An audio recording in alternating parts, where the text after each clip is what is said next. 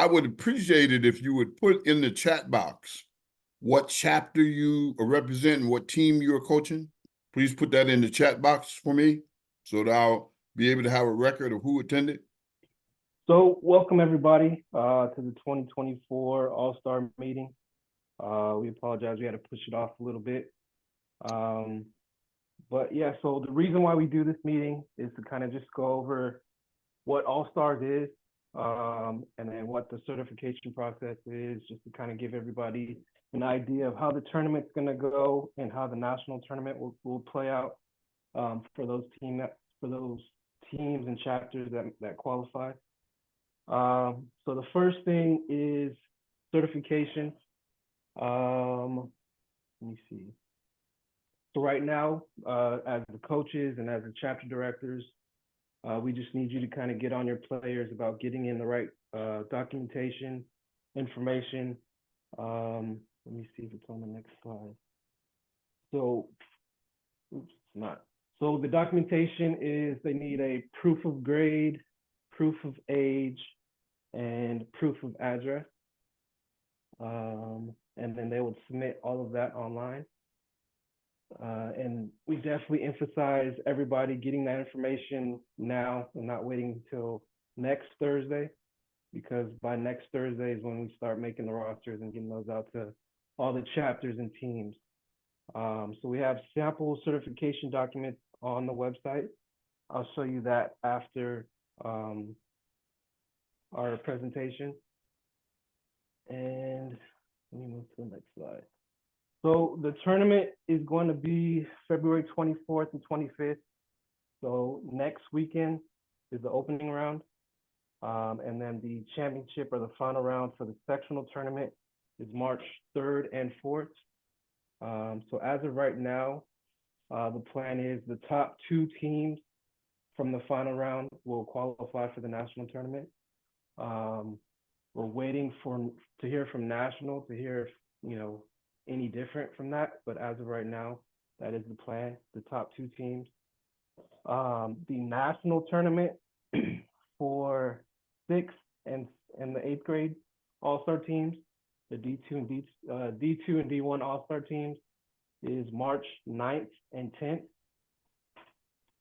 For the 4th grade all-star tournament, it is March 23rd and March 24th. Let's see. And then, so the breakdown for the sectional tournament, the one coming up will be pool play, will be the first weekend. So February 24th and 25th will be pool play. And then March 3rd and March 4th will be bracket play. So essentially, you can kind of think of it as the first week is kind of the regular season. And then from the regular season, you kind of take the top teams and you play in the tournament or the playoffs, which is the final weekend of the sectional tournament. And then for all teams that qualify for the national tournament, I'll be following up with you to get all of the necessary information, like the team picture, and I'll get you the information for the nationals. So that'll be for the teams that move on. Here it is. So right now for the certification, kind of mentioned this a little bit earlier, but the deadline for the online certification for all the players to get their documents in will be next Thursday, February 22nd. And the documents they'll need is a proof of age or birth record. This is birth certificate, adoption papers, immigration papers, passport. The majority of the time, it's usually a copy of someone's birth certificate or passport, which they upload. And then this just ensures that everyone participating meets the age requirement. The next one is proof of grade. So it could be the latest progress report, or if they don't have a progress report up to this point, they can use last year's report card, which is doable. And we just need to see something with their grade, the school they're going to, and yeah, for proof of grade. For proof of address, This is used to prove that you live within the chapter that you're playing for. So this is a utility bill, which is gas, water, electric. Cell phone bills are not acceptable, no mortgage bills, and it needs to have whoever the parent, guardian, or family name for that player. And then the last thing they need to upload online is a picture, headshot, preferably, and that will all go into player profile. And then once we have all that information, I'll go through, certify each team, and then we'll get those rosters back to the chapters, who then will get it back to the coaches. All other all-star information. So I would say between now and the start of the games, if you can, take a team picture with everybody in their jersey. That'll kind of speed up the process. So if you do qualify for nationals, you already have that picture ready to go and everybody should be in it. Because when you do that, team picture will serve as your roster for the national tournament. And in that picture, all the jersey numbers should be readable. Let's see. And then for those teams that qualify for the national tournament, you'll register and sign up online through Turning Machine. So all-star players, they need to have played in 4 regular season games. As far as the age groups, so there's the 4th grade or the D3 All-Stars, 6th grade, which is D2 All-Stars, and 8th grade, which is the D1 All-Stars. Players can play up a division, but they cannot play down.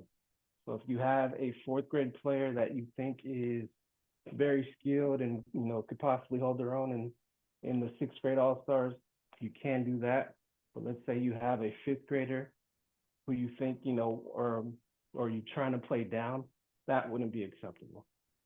For the 4th grade All-Star teams or the Division III All-Star teams, it is 10-player max rosters. They'll be playing by the standard divisional rules. And for the 6th and the 8th grade All-Star teams, it's a 12-player max. And they'll be playing by more high school rules, or more like all-net rules. And I think that's part of the reason National is doing that, is because the 6th and 8th grade All-Star teams are being played during the same time as the all-net tournament. So it's probably easier for them to manage that. So alternate players, so I know a lot of chapters have been asking about alternates. No alternates. So the 10 players that you have on your team, or however many players you have on your team, that's what you have to go with for the tournament. And for nationals, so those players have to be certified and play in the tournament. And then only players that played in the sectional tournament can go to the national tournament. So all rules are posted on the site right now. I also emailed those out for all the chapters. Like I think I mentioned it earlier, the 4th grade All-Stars or Division III will be playing by the 5-quarter, standard divisional rules with the player participation and everything. The 6th and 8th grade teams, or Division II and Division I, will be playing, would be more like all-net rules, where it's 4, I believe it's 7-minute quarters. And I'll pull up the rules after this as well. The difference between the sectional and national operations. So you can have 3 coaches on the bench for our tournament for sectionals. 3 coaches and a scorekeeper are allowed on the sectional tournament. For nationals, they do not allow you to have a scorekeeper. So just keep that in mind. And then the player advantage rule will be implemented for Division III or the 4th grade All-Stars. And for Division II and Division I, player participation, it is open substitution throughout the game. And then just general All-Star information. So after each game, in the past, I think we've had a little bit of an issue where other teams kind of left items around after their game, and it either caused a lot of buildup of just equipment and stuff behind the benches. So if you can, right after your game, kind of clear out, make room for the next team, that'll be appreciated. So protesting, the only thing that'll be available to protest is the player participation rule in D3 or the fourth grade All-Stars. And then that protest must be marked in the scorebook. So bring that up to the referees, and then the referees will have the scorekeepers mark that in the scorebook.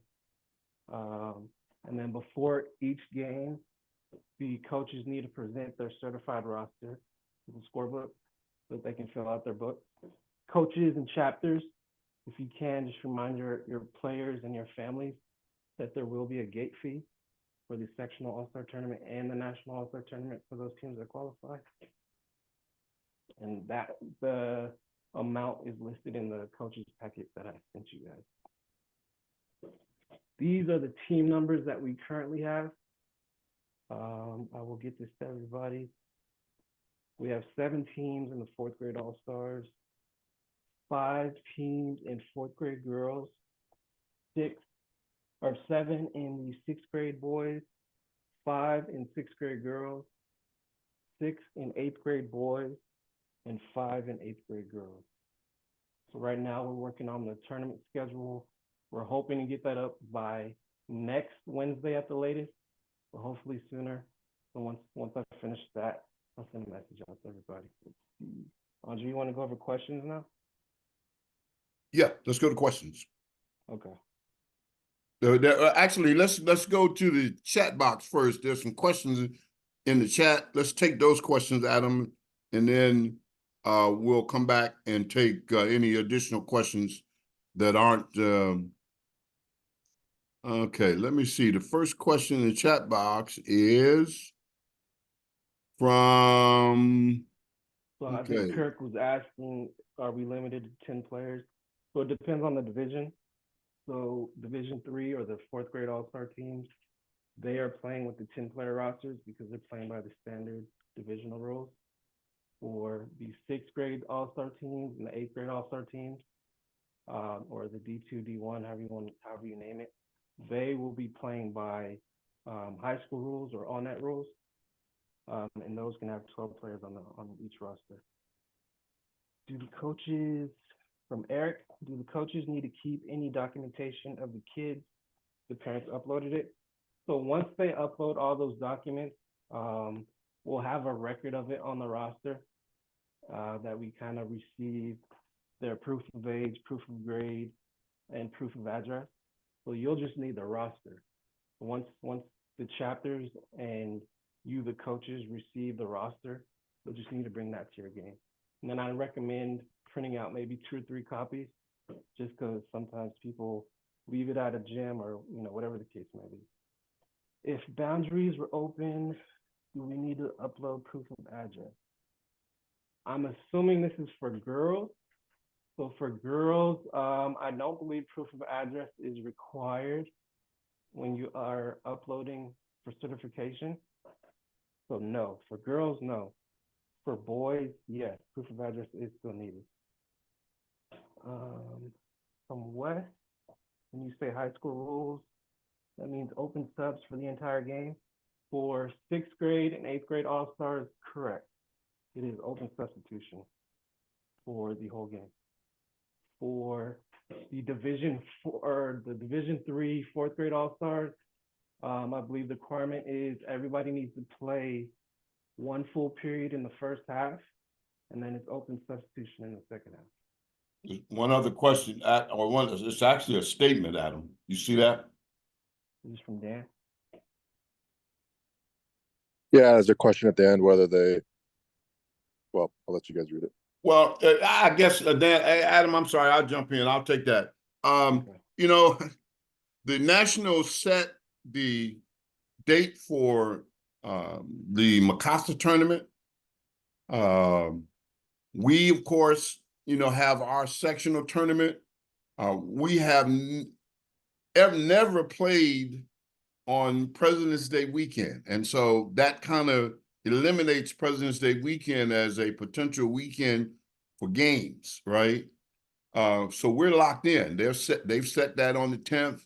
We're locked in to 24th and the 25th and the 3rd and the 4th. I realize, it is a constraint. If you know for sure that you're not going to go, then I wish you would tell us that right now. And if you know for sure you're not going to go, then fine, go ahead and be in the tournament. And we'll just ask the next group if they want to go.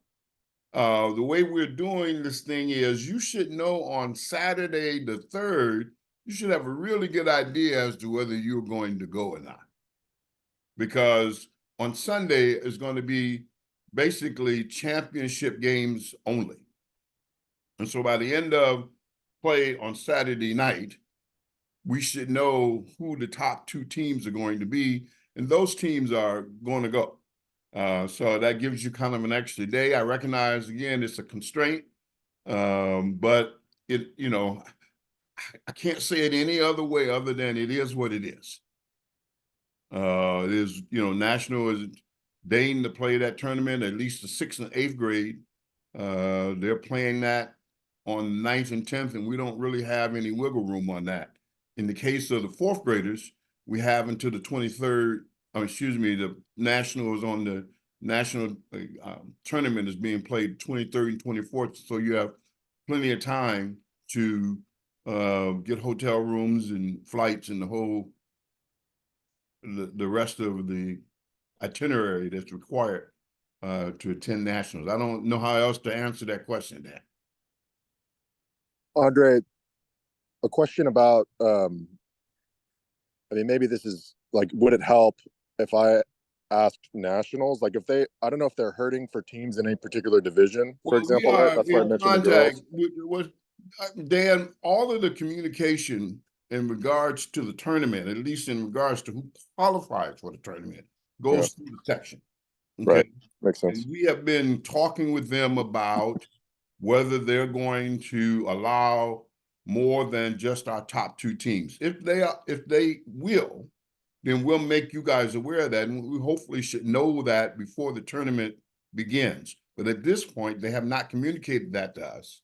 And so we can't really tell you, yes, there are going to be more than 2 teams allowed until we get that communication from them. I mean, Got it. I wish I had an answer for you than that, but that's the only answer I have. The other thing I need to know from you is, you indicated to me that there was some concern about your Division III girls team. Are you guys in or out? I will have to. I will get that to you tonight. We're also having a parallel meeting right now, which is why some of our coaches aren't here. Okay. But I'll get that info, and then it sounds like I need to tell my other coaches, you guys got to commit basically to potentially being one of the top 2. If you're not, you're not. But if you are, you got to commit to go. If you're not going to go, like if even if you aren't the first or second and you won't go, we need to tell sectionals ASAP. Like, I do appreciate that. Yep. Got it. Okay. Okay. Wes has a question regarding, at this point, Wes, we do not know where the D1 boys games are going to be played. We have not began scheduling process yet. Adam, I think you anticipate starting on it later on this evening or either tomorrow. Is that correct? Yeah, I mean, once. So at this point, we have no idea where the D1 boys are going to be playing. Okay. Brenda, you're asking, when will the schedule for the first weekend be released? Our goal is to have that schedule to you on Tuesday or Wednesday. That would be our goal. Yeah. I'm not going to guarantee that, but certainly we want to try to get it to you in as timely a manner as is possible.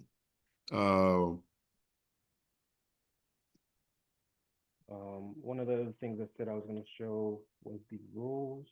Hold on 1 second. So yeah, like we mentioned before, 4th grade All-Stars or the D3 All-Stars will be playing by the divisional rules with the 5 quarters. Also the new free throw rule. Let's see. And then the player participation rule. All players that are present and physically able to play shall play 1 full continuous period by the end of the first half, and then free substitution in the second half. 6th and 8th grade, that's the player advantage. Oh, and then defense. So yeah, that's another thing that comes up So for fourth grade defense, half court defense, half court press is allowed during the second half. Full court press is allowed in the fifth period and overtime for the fourth grade All-Stars. For sixth and eighth grade, open substitution for the whole game. Any defense allowed. For Division II specifically, and these are just the same rules as national, they may play any defense during the game, with the only exception being full court press. So full court press is only allowed for Division II or the fifth and sixth grade All-Stars during the second half and overtime. Other than that, it's any defense allowed. So another one about the schedule. So yeah, the last day, I mean, the absolute latest we'll release the schedule is Wednesday. My goal is to release it before then, if all goes well. Do all teams in pool play advance to the bracket tournament? No. So there will be teams eliminated from the first week of the sectional tournament that we're moving on to the championship weekend. Once we hear from national about how many teams actually qualify or that we can send down, that'll kind of clear up how many teams we'll have moving on to that second weekend. So hopefully, we're hoping to hear from them by tomorrow. We haven't been able to get a hold of them about that, but we'll have that ironed out. And then will there be player certification before the game? So right now, the online process is the player certification. So everybody should be uploading their proof of grade, proof of age, proof of address for the boys. And then I will be going through and certifying the players and teams. And then we will get you the rosters. So that roster is your player certification, the proof that your team has been certified. Do we have 2 Sequoia All-Stars registered for D3 boys? Yes, we do. How many teams will enter the sectional tournament? So right now, I believe we have 35 teams total. 7 fourth grade boys All-Stars, 5 fourth grade girls All-Stars, 7 sixth grade boys All-Stars, 5 sixth grade girls All-Stars, 6 eighth grade boys All-Stars, and 5 eighth grade girls All-Stars. Next question. So just to kind of reiterate what, I'm sorry, let's finish the question, Adam. Somebody is asking about timeouts. I think we probably don't want to get into that right now. Those rules, the number of timeouts that are allowed will be in the rule book. Yeah, We to say, hey, look, read the rules and you'll know, rather than for us to kind of get into the weeds of how many timeouts are allowed according to high school rules. We'd say pay attention to the rule, read the rules, know the rules. Make sure that you have the rules. They'll be available on our website. Go ahead, Adam. Yeah, so the rules, so if you go to our homepage, go to Winter League, Winners Resources, and then Divisional Resources. It'll be at the bottom in this Divisional All-Star section. Right down here. So the Divisional or the All-Star rules are here. The tournament package is there. The slides that I just went over are there. And then the certification link, just in case anybody loses it. And the instructions are right below it. So everything's on this page. Glenn is saying that he joined late. Glenn, girls team certification. The only thing that you don't have to have for the certification process is proof of address, because we have open boundaries as far as girls are concerned.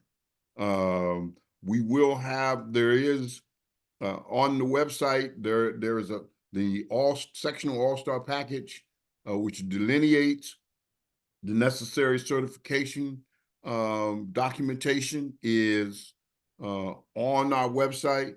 This particular Zoom meeting is being recorded. We'll put that on the website. So if you go there, you should be able to find out everything that you need to know. Then there's one other question here. I'm sorry, Adam, I didn't mean to cut you off, man. No, you're good. You're good. One other question is, somebody is saying, we have a fifth grader who is young enough to be a fourth grader. Yes, there is. If you have a Division II player, Adam, I don't know what the age cutoff is. So the question is, yes, a younger Division II player who qualifies age-wise is allowed to drop down and play in Division III. Yeah. What I'll do is there's a specific date. What I'll do is I'll get that date and send it to all the chapters just so everybody's on the same page. I got to find it and then I will get that to everybody. But yeah, there is such a thing as called an age exception. So anyone born on or before this certain date, I just got to find it. I apologize for that. Would be allowed to play in that division. So yeah, let me find that and I'll get that to everybody. And then there was one other question from Max. Max, yeah, no, Max, you're absolutely right. Not everybody is guaranteed to go to the second weekend. Here's our goal. Our goal is to make sure that everybody, every all-star team is guaranteed a minimum of 3 games. Our goal is to get all 3 pool games done in the first weekend so that only the teams that have an opportunity to advance to nationals move to the second weekend. From our perspective, it doesn't make sense for a team to play both weekends if they have no opportunity to advance to the nationals. And so we're going to do everything we can, but understand this, right? And this is kind of getting into the weeds, but I think it's important for you to understand. In the brackets of 7, there will be 2 pools, one of 4 and one of 3. The pool of 4, those guys will be able to get their games through their pool play because there's 4 teams. You play the other 3 teams. That's your minimum 3 games. On the other side, you only have 3 teams. And so you'll have 2 pool games, and you'll have to have essentially a third game, which is essentially like a play-in game. And we're going to do everything we can to make sure that game happens in week 1. In the case of the bracket that has 6 teams, both pools are 3. We are going to do everything we can to ensure that the cross-pool games that has to occur, right, to guarantee you that minimum 3 games, we're going to do everything we can to make sure that game occurs in week 1, in the first weekend too as well. In the case of the pool of 5, those guys actually kind of play a break. Actually, a pool of 5 is a tough pool from our perspective because it requires really to have pool play. It really requires 4 games for each team. So all of those teams will have 4 games. So there is strong likelihood, right? I shouldn't say a strong likelihood. There's almost an absolute likelihood that in the pools of 5, you will have double headers on both days in the first weekend. Because we're trying to we're doing everything we can to get all 4 games in, right, in that first weekend. That's a challenge. But we're doing everything we can because we don't want an all-star team. We want there to be a minimum of 3 games for each team. We want the all-star experience to be fruitful for the teams that play. But again, we don't want to have teams moving to the second weekend and they don't really have a realistic opportunity to advance the nationals. Okay. All right. Yep. So there's a question about rosters. Someone's saying that they had 9 players. And then they're asking, can we add a player that hasn't played with us during the year? So in order to qualify for All-Stars, those players have had to have played in 4 regular season games. So if you have players that played in 4 games, then they would be eligible. If they haven't played Winter League at all, unfortunately, no, you would have to stick with your 9. Or Yeah, you however can't just many. bring in ringers Yeah. you know, off the And then, sidelines and and stick then, them on your all-star team. They got to have participated in the league for a minimum of 4 games through the course of the year. yeah, and then for whatever division that is. So again, for the 4th grade All Stars, the max is 10 players. And they'd be playing with the divisional rules with the 5 quarters and player participation. For the 6th grade and 8th grade All Stars, or Division 2, Division 1, it is 12-player max. So it depends on what division you are. Let's see. Oh, thanks, Kirk. So the cutoff date that we're talking about for the age exception is May 1st. So it would be anybody born on or is it on or before May 1st, 2020, whatever it is. I will get you the specific cutoff dates for each grade. That way everybody's on the same page. But thank you, Kirk. The other thing you should understand, whoever asked about the 9 players, you don't have to have 10 players. Yeah. And you can choose, I mean, you can't have more than 10 players, but you don't have to have 10. If you want to use 9 players, that's fine. So if anyone else has any other questions, feel free to put them in the chat. If any other questions come up between now and the start of the season, just feel free to email us. Here's another question.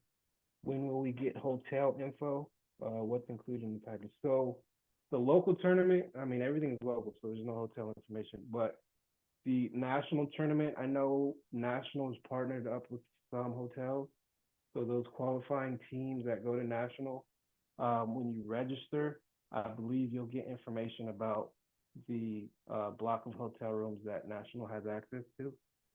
So it's those teams that qualify. You'll get that information. Hey, Adam, it's Brian. Just to kind of follow up with my question, will we get that before the weekend? That way, we can kind of tell our parents, what to be looking for in terms of cost wise, and kind of give them some type of, itinerary of what to look for cost. That's why I asked that question. Yeah, so ideally, once we hear back from national to see how many teams we can send down there, that'll let us know the time frame as to when we'll know who's qualifying. Okay. But if it stays as is and we can only send the top 2 teams, unfortunately, the earliest we'd know who those top 2 teams are would be after Saturday, March 3rd. Or I think he's speaking about the hotels, Adam. We might be able, Yeah. we should be able to find out the names of the hotels that they're going to use. Hopefully, we can find that out in the next day. Yeah. Thank you. Yeah, absolutely. Yeah, we can find that out. Yes, Kirk, to answer your question, yes. So pool play determines seeding for final weekend. Correct. So everybody will play within their pool the first weekend. You'll get the final seedings of who's the top, 4, top 5, whatever the number is, and then those will be seeded into a bracket, and it'll be bracket play the second week. I know one thing that's come up in the past that we used to have to do is, chapters used to have to put all-stars on their jerseys. You don't have to do that anymore. So, yeah, you don't need to worry about that. What was another thing that's come up? Andre, do you know what we do if there's duplicate numbers? I'm sorry, Adam, you said what? I didn't read your question. If there's duplicate numbers for all-stars? No, you can't have duplicate numbers. No. Okay. You can't be, because what happens is players can't enter the game with the number with a number that somebody else has, right? Mm-hmm. So if you have duplicate numbers, I'd say kind of work within your program to try to see if you can do a jersey exchange of some sort to clear up any duplicate number of situations that you have. Yeah. The latest question is, what's the date we have to have our players certified? So we need everybody online, register online for the certification by Thursday, February 22nd, next Thursday. And then Friday, I will be going through certifying all the rosters and getting the rosters back to the chapters so that you have them for game day. Yeah, expect your rosters on Friday night most likely. I got to go through all these. And then how do you determine who's the home and away team for pool play? So in pool play, in Tournament Machine, I believe it lists who's home and away in the schedule view. When we get, yeah, so it should be, I think home is, I don't want to say the wrong thing, but it should list who's home and away on the schedule view. And then I'll send that out as well. I'll kind of designate who's the home team and away team just so it's clear and who's wearing what colors. In bracket play, usually the top team of the bracket is the home team, or the higher seed. Whoever is the higher seed is the home team. To answer that question, I think the determination as to who's home and away in pool play is random. You know, essentially the program will just, you know, the program essentially will determine who's home or away. Any other questions anybody had, either in the chat or? Yeah, Adam, it's Brian again. I have a question, kind of going back to the player certification. Mhm. The reason why I asked if there'd be any certification before the game, I mean in the sense of, you know, a team could have, you know, on their roster online a certain group of kids, but yet Mhm. they have another kid who's showing up to the game. Is there any way that we could use, you know, have what's online brought to the game? That way you can kind of, okay, this kid is, you know, whatever name, number 3, here's their picture, verify them, okay, you're checked. Don't Yeah. we have thumbnails on the rosters, Adam? Yeah, so the rosters you get should have a picture, the headshots that everybody's submitting. It should be on the roster. So what you'll do is once you check in, or at the beginning of the game, you'll check in with the referees and the score table, and you'll show them your roster. Anyone not listed on the roster is not eligible to play. So that's why I'm telling everybody, please get your players in now to be certified. So will we be able to access, say, our Um, opponent's roster so that we can verify it, we can have somebody verify it? Online, no. So everybody should have their roster for a physical copy of their roster. Got So it. that is the, you know, who everyone who's registered. That's where we're getting the information from. Got it. Okay, thank you. I'll sign that off, and it should have their headshots on there, their picture, and their player information, player name, Okay, and that they turn in all their information. So, perfect. yeah, Thank you. at the beginning of the game, you'll check in with the referee and the score table, and that should kind of iron that part out. Perfect. Thank you. Yep. And then one more question, at least for me, is for the proof of address. If you have a player who was out of your boundary, but they were either in the boundaries that were not for a chapter, or they were approved to be in our chapter, do they still need to show that proof of address, or would they show where they were signed off to be okay for a chapter? So they do need us to put in that proof of address. That way it just proves. So I think his question is if they're in kind of a neutral area where there's not an established chapter right now or not an active chapter, would they be eligible? And that's a yes. So they still need to put in a proof of address. That way we know exactly, hey, this person lives in this place and there's no chapter there, or there's no, you know, no active chapter, or it's a neutral area. But to answer your question, Brian, if you have a player that is within the boundaries of another chapter, they should have a waiver. Yes, that's what I mean. The waiver. Sorry, I They wrong should have a terminology. waiver, and we'll ask you to produce that waiver. Okay. Okay. If you don't have that, and at this point, I want, let me make that statement too as well. I won't sign off on any waivers at this point. So that means anybody that has a kid that's on the All-Star team that's not in your boundaries, don't put him on your All-Star team, or her on girls. It doesn't really make a difference because we have no boundaries with girls. With boys, if you have a kid that is not within the boundaries of your program, I'm not signing off on a waiver at this point. And I know I get these requests every year. At the end of the year, guys come to me and people say, "Oh, it's all about the kids." You're required to have waivers for kids boys that are not within your boundary. So if you have players on your all-star team and they're not within your boundaries, then you need to tell them, you need to let them know now and select another player. This latest question, just confirming girls do not need to submit proof of address. That is correct.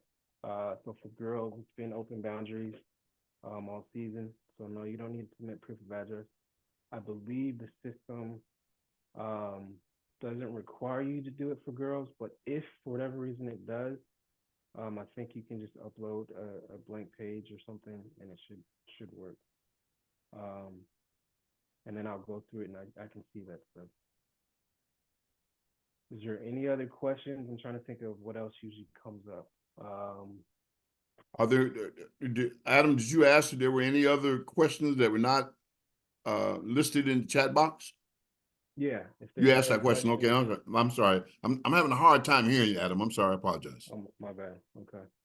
I think a question that came up earlier was about timeouts. We can just go over that since some of the questions. So for Division 3 or the 4th grade All-Stars, it says each team will be allowed 1 timeout in the first half, 2 timeouts in the second half. Timeouts must be taken in the respective halves or they will be lost, no accumulation. And then 1 additional timeout will be granted to each team for each overtime period.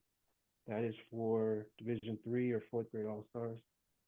For the older divisions, 6th and 8th grade, they will be playing by the high school rules or the all-net rules. So it is 3 full timeouts in each game, no carryover for overtime. And then if you are in overtime, you get 1 full timeout per overtime. Also, keep in mind that we're playing in 6th and 8th grade. We are playing according to the new national high school rule. Common fouls are shot after 5 fouls, after 5 team fouls in each quarter, and then the team fouls reset at the beginning of each quarter. That's a new rule that just came into play this year. That will be enforced in the 6th and 8th grade All-Star tournaments. Is there any other questions anyone had before we close this out? Basketball sizes. So 4th grade and 6th grade boys will be using 28.5 basketballs. The 8th grade or Division 1 will be using 29.5. And then all girls divisions will be using 28.5. And I think that's different from Division 3 during the regular season. Is that correct, Adam? They used the 27.5 during the regular season, correct? Yeah, D3 uses 27, yeah. So you use essentially a women's ball in boys 4th grade. Yeah. Yep. And then Kurt, so 7-minute quarters, not 8-minute quarters. Yeah. So it looks like Nationals doing 4 7-minute quarters for the 6th and 8th grade teams. So yeah, the reason why we're doing this is we're trying to keep it consistent. So if you do qualify for Nationals, kind of the same rules. That was something that has come up in the past. We're trying to make it so it's cohesive between the sectional tournament and the national tournament. For D3 boys, are there pre-game free throws? No. Yeah. They are? I thought the there answer to that was no. I'm sorry, go ahead. My fault. Let me double check.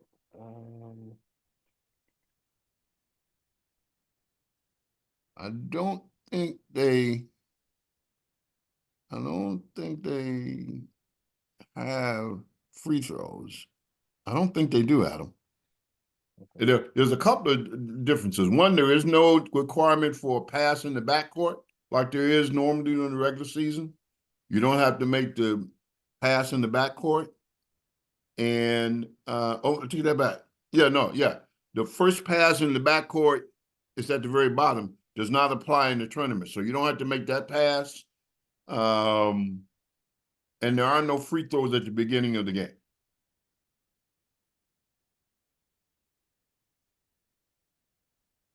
I would say that you should also look at the player advantage rule. I think it's slightly different in the All-Star.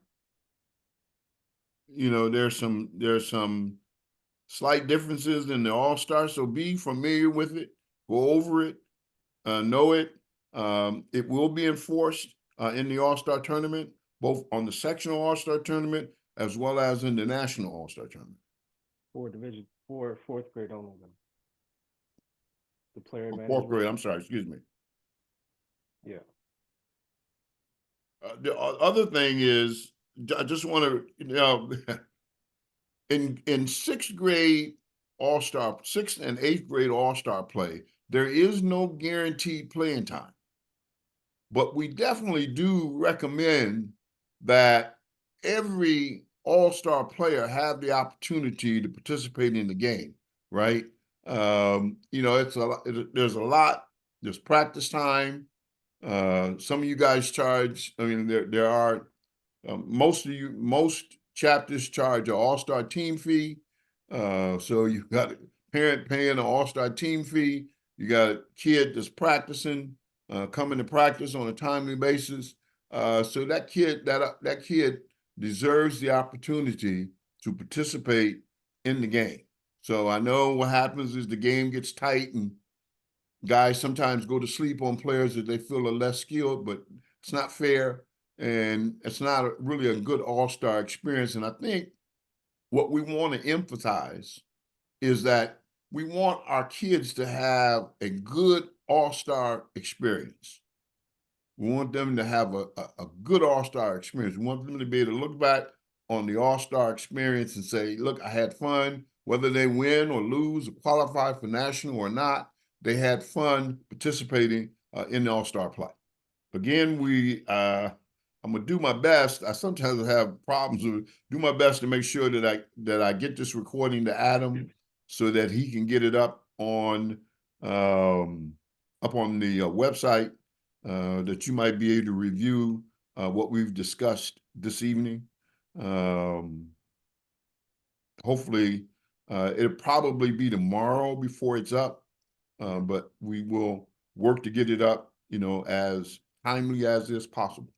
Okay, as we close out, I want to say to you guys who are all-star coaches, keep in mind, good sportsmanship is a very necessary quality of all-star play. Understand, I know that because of the national tournament implications, things tend to get a little tense. We'd ask that you be respectful of the officials, that you be respectful of the other teams and of the other coaches. We want to have a good representation of our league, and our expectation would be that you would be on your best sportsmanship. And one other thing before I go, I'm reminded, keep in mind that at grade 4, both on the sectional level and on the national level, there's a coaches must sit rule. So coaches, 4th grade boys can stand up and give instructions, but you got to sit down. You cannot troll. You can't walk the sidelines, or I see guys standing on the baseline at times, right? There is a coaches must sit rule, and it's going to be enforced both on the sectional and national levels.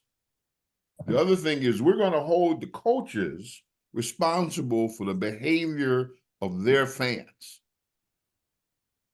So if fans kind of get out of control, we're going to go to the coach and say, hey, coach, you're responsible for the spectators that are here to support your team. Our expectation is that you will talk to them and calm them down. Any questions on that? Okay. Adam, I'm sorry. Did you have anything else, Adam? I'm sorry. No, that was pretty much it. So what we'll do is we'll close this out. We'll get this recorded, posted on the website, and then I will try and the questions that came up, especially about the age cutoff for any age exceptions, I will try and get that to everybody, and then work on the schedule and try and get that out as soon as possible, but no later than Wednesday. So if there's nothing else, I mean, I guess you want to close it out, Andre? I do appreciate your time, appreciate your commitment to a national junior basketball. I know it takes a lot of time. It's taking a lot of time that you could be spending doing other things. but you volunteered that time for NJB, and we really appreciate it. Without coaches, without guys being willing to volunteer and take on this responsibility, this awesome responsibility of coaching kids in the pursuit of basketball, we would not have a league. And so we thank you. A lot of you guys have been coaches throughout the regular season, and now you've decided to extend your coaching and be all-star coaches. And so we appreciate it, and thank you for your efforts and energy. If there's nothing else, then we will sign off.